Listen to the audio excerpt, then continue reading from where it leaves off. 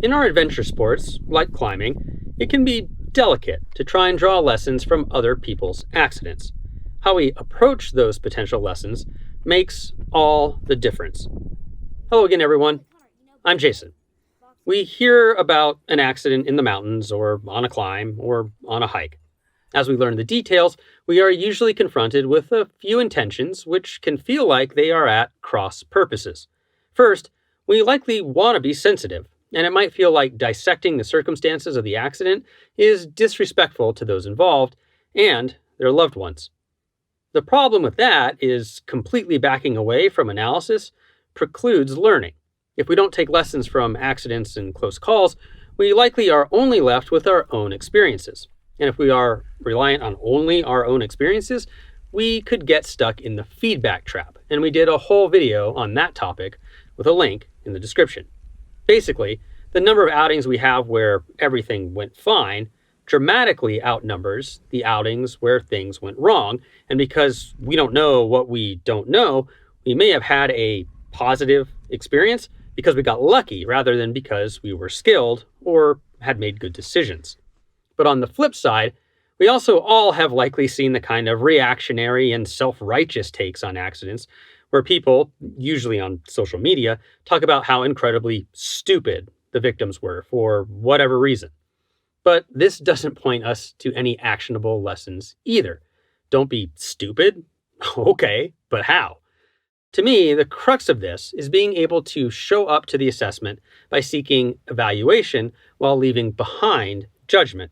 I find if I show up with empathy and curiosity, that gets a lot easier.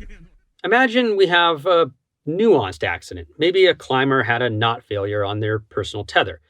It may lead to some evaluation about what types of joining knots can take cyclical loading better, how long of tails are necessary for certain knot types, and assessments of the pros and cons of tying and retying knots every time we go out versus leaving knots left on our soft goods, even in between climbs, which is a no-no, by the way. What doesn't help here is simply saying this climber should have known better. If we enter at that point lacking empathy, we likely never get to the next point of curiosity. It's curiosity that leads to the pull tests or the cyclical loading tests or other experiments that may lead to a deeper understanding of the limits of our gear. Plus, the idea of should have known assumes we have a bunch of information that is really hard to come by. The climber's previous experiences, how they were taught, their frame of mind prior to the accident, and on and on. Okay, but what if what we're trying to learn about are those internalized inner dialogue and frame of mind types of lessons? For example, avalanche accident researchers have spent a lot of time in interviews, and what they found was that teams in the backcountry that had multiple plans for the day, a plan A, plan B, and maybe even plan C, were much more likely to turn around when confronted with a snow slope that was iffy, on the cusp of being assessed as passable, but also on the cusp of being assessed as dangerous. They were more likely to back away and go take on another objective because turning around didn't ruin the whole day.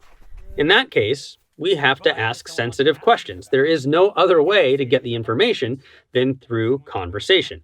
And it's the same two predispositions of empathy and curiosity that allow us to get deeper into the inner thoughts of those affected by the accident. Imagine if everyone came at an accident victim like the worst of the social media commentators. Would there be any motivation on behalf of the victim to share their experience? Would that not then rob the community of a chance to learn?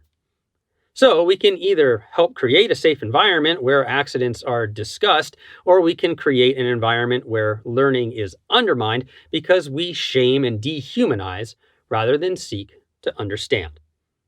Where have you seen people either contribute to or undermine a culture of learning? Let us know in the comments.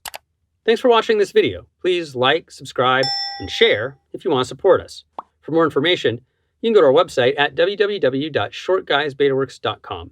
You can watch that video I mentioned on the feedback trap, or you can check out our entire Mental Health Awareness Month series for more on the psychology of adventuring.